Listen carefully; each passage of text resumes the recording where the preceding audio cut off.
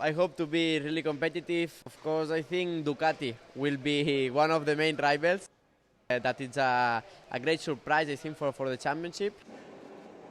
And then, of course, Yamaha riders, my teammate, are the big competitors for me. And we will try to start the season in a good way.